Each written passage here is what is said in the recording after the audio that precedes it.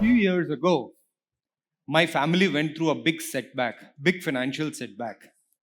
We had all the comforts of our life, everything which you need to lead a very comfortable life. Suddenly, this financial setback, and we were struggling to pay our bills, to pay a large debt which has just come up. I was thinking, how is it possible that on one day you have all the facilities, you have all the comfort in your life, and on a very other day, everything is gone? How's that possible? Cut to few months later, I was just lying down on my bed in my newly rented modest apartment after this financial setback, and I was staring at the ceiling, just looking up and staring at the ceiling. And I was thinking, how can wealth be so elusive? One day you have everything, people are respecting you, and you are comfortable in your life. You have a car, you have home, you have servants, you have drivers, you have everything, right? And on very other moment, you have nothing. This is the nature of the wealth. But I was not happy, obviously. I was thinking, this is not fair. This is not fair at all. But on that particular day, something shifted inside me when I thought about it. I realized the game of wealth is never about fairness. It was never meant to be about fairness. It is meant to be about power. And power game is basically never about fairness. Power is always taken.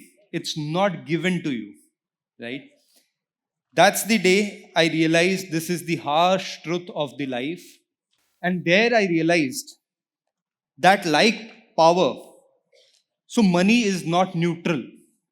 Money is like a weapon, it's like a tool. If it's in the right hands, it is immensely powerful. But if it is in the wrong hands or in the hands of a weak, it will just slip away. Money will just slip away. You imagine, in my next slide, I had picture of Bahubali and Kumar Verma, a character from the movie Bahubali, if you remember, right? So just imagine money like a sword. If it is in the hands of an inexperienced person like Kumar Verma, he makes fun of himself, right? It's useless. But if it is in the hands of someone powerful and master of the art like Bahubali, it becomes immensely powerful. It can change the course of battles. So, who is wielding that power depends on how effectively he can use that weapon. And money is just like that. Today, I'll give you few rules which will actually help you over you are very young. In your next 15, 20 years, when you will actually get into your career and you will decide what to do for yourself, these rules will apply to everything you do in your life, and especially your wealth creation journey. Okay, so the first rule is the rule of leverage. Have you heard about a scientist from 2300 years back called Archimedes? He gave a very powerful rule or a powerful statement that you give me a place to stand and a lever long enough and I'll move the world. That's the power of leverage. By leverage, I mean where you put minimum effort and you get maximum output. You put a little effort and the results are disproportionately high. That's leverage. And leverage comes to you in various formats. It comes to you in the form of capital. Just imagine that you are doing something. If you have capital, you can get it done from someone else. Yes or no? Similarly, it comes in the form of labor, manpower. We are reading all these things in our economics classes also, right? It comes in the form of technology. By use of technology, lesser efforts, more output. It comes in the form of coding now, if you know coding, right? It comes in the form of your network.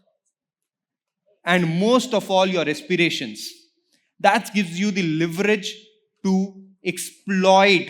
Don't take the word in a negative connotation. Exploit the inefficiencies in the system, where you actually use these leverages right from your aspiration to the network which you build, to the wealth which you create, and then more wealth can be created out of that wealth. Without this leverage, you cannot go far.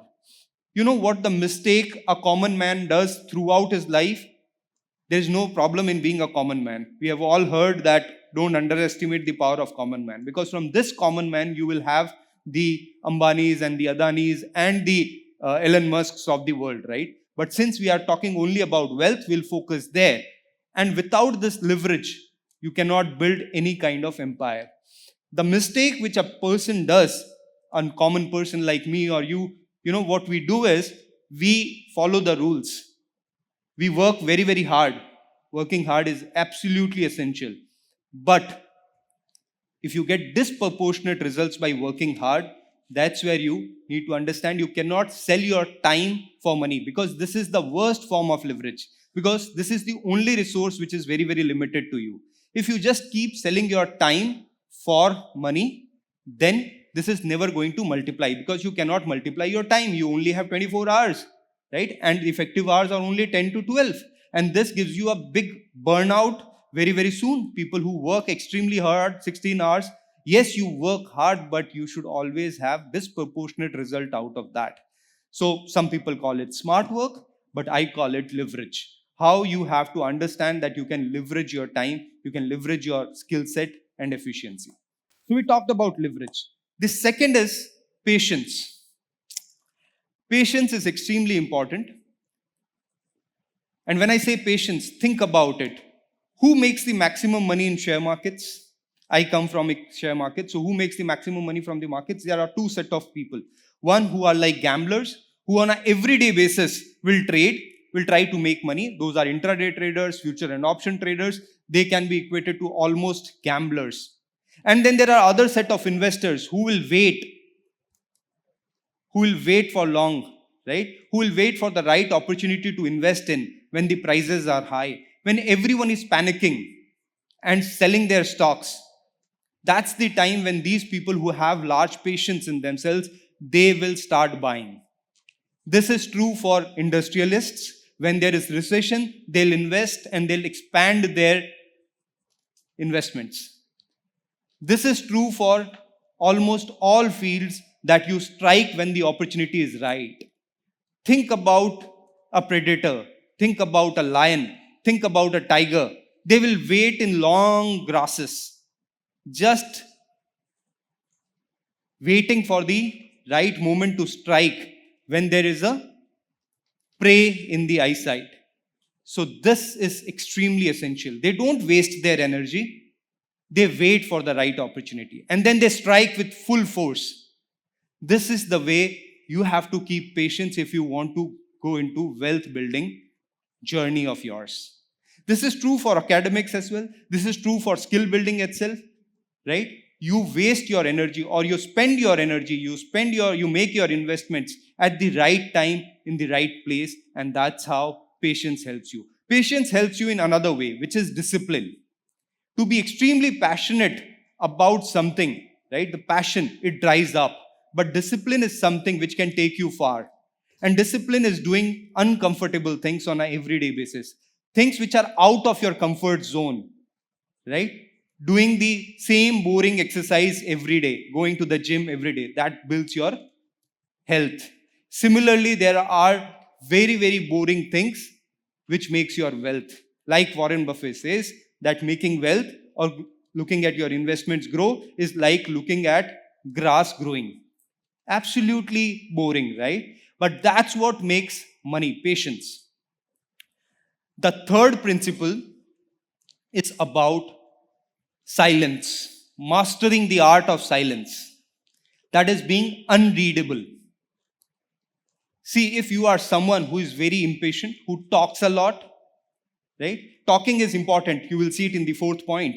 But silence is even more important. That means whatever your intentions are, if you just make it public all the time, then people will know what is your next step. What is your next move? And it's a game. If the other opponent, or if the competitors, or if the world at large always knows if you are predictable, then you are not going to make disproportionate results ever. because someone is there to compete with you, right?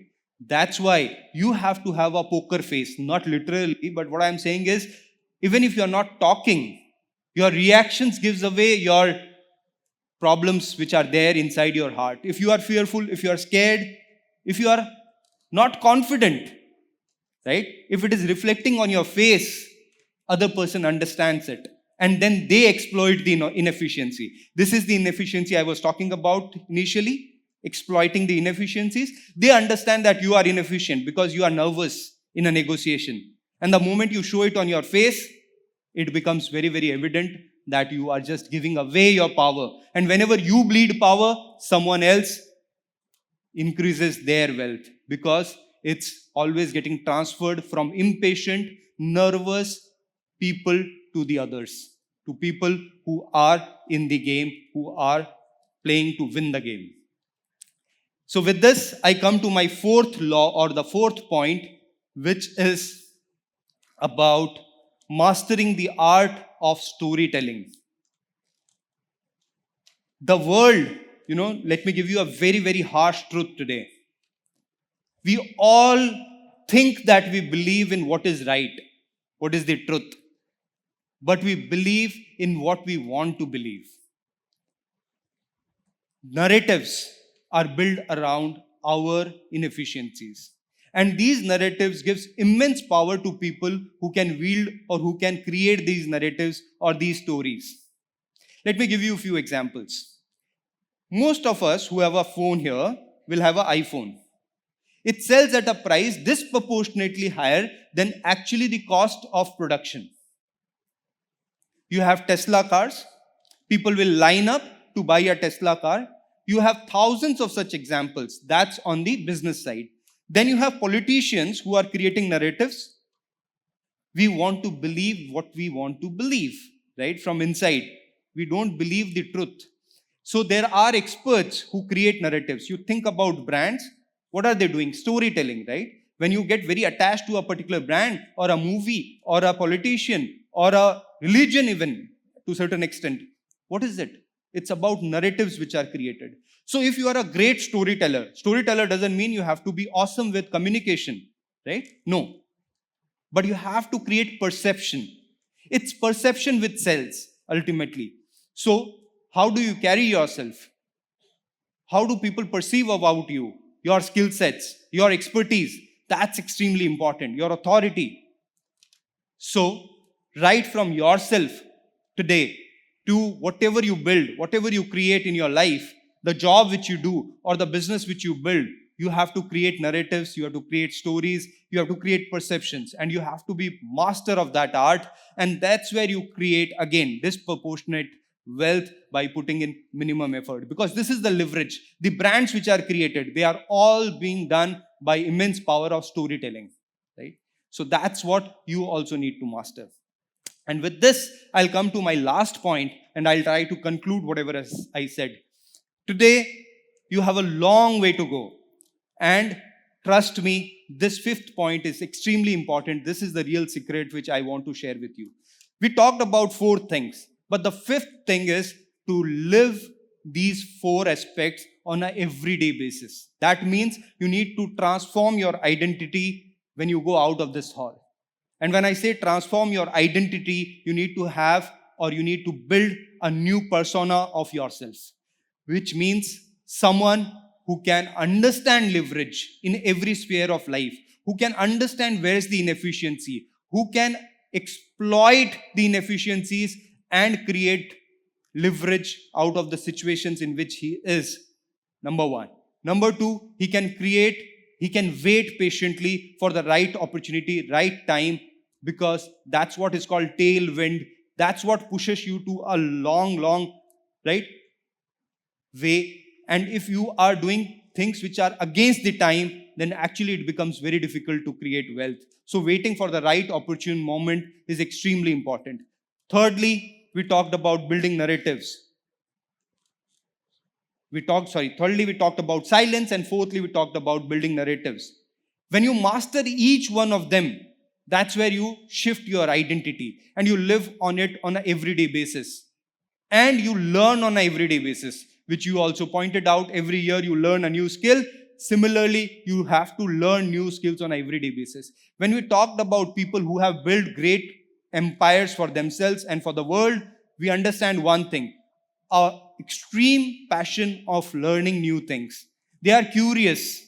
They want to know more. They want to build new skills. They are uncomfortable inside in going and talking to strangers, but still they will go and do that because they want to build their network. They want to build new skill sets, so they will be a learner amongst 100 experts in the room. Think about a CEO who's just sitting and doesn't understand anything about a new business he is starting. He'll call the best of the experts. He'll sit amongst them looking like a foolish, asking foolish questions, because he understands there are no foolish questions, only foolish answers, right? So ask foolish questions, because you have to have an insatiable thirst for learning. And that's your identity which you need to build. So with this, I'll come to a conclusion, and I'll ask you, and I'll leave you with a thought, whether you want to be a person who is just chasing wealth, just chasing money, or you want to be a person whom money is chasing, whom wealth is chasing. Think about it. Thank you.